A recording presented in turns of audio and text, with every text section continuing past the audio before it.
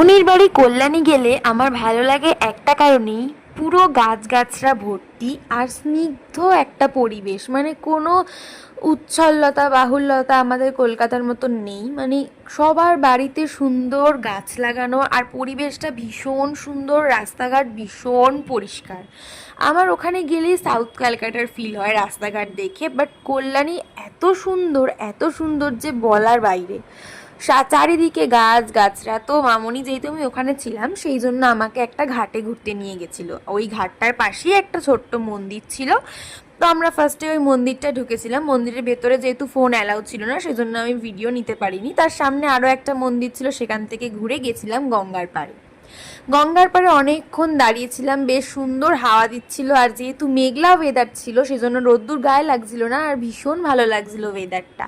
তো কিছুক্ষণ গঙ্গার ঘাটে আমরা দাঁড়িয়েছিলাম, প্রায় অনেকক্ষণ দাঁড়িয়েছিলাম। তারপর যখন অনেকটা ওয়েদারটা খারাপ হয়ে আসছিল, তখন আমরা আস্তে আস্তে বাড়ির দিকে রওনা দিলাম। এত ভালো লাগছিল গঙ্গার পাড়ে দাঁড়িয়ে, নৌকা যাচ্ছিল আর মেঘলা একটা স্নিগ্ধ একটা ওয়েদার ছিল। আমার তো ভীষণই ভালো লাগছিল গঙ্গার পাড়ে দাঁড়িয়ে, মনে হচ্ছিল ওখানেই দাঁড়িয়ে থাকি। তো যেহেতু বৃষ্টি আসছিল, অনেকটা মেঘ করে আসছিল, সেই জন্য আমাদেরকে তাড়াতাড়ি বাড়িতে চলে আসতে হয়েছিল, কারণ মামনিও ভাইকে বাড়িতে রেখে গেছিল। আর আসার সময় একটা ব্রিজের ওপর আমরা কিছুক্ষণ দাঁড়িয়েছিলাম। ও তার আগে আমরা ফুচকা পাড়াতেও গেছিলাম ফুচকা খেতে। আর এই ব্রিজটার ওপর আমরা অনেকক্ষণ কিছুক্ষণ দাঁড়িয়েছিলাম, গল্প করছিলাম, ফটোও তুলেছি অনেক। এই ব্রিজটার নিচেই পুরো গঙ্গা, আর এত ভালো লাগছিল দেখতে। তারপরে আমরা বাড়ি চলে এসেছিলাম। So that's it for today, by.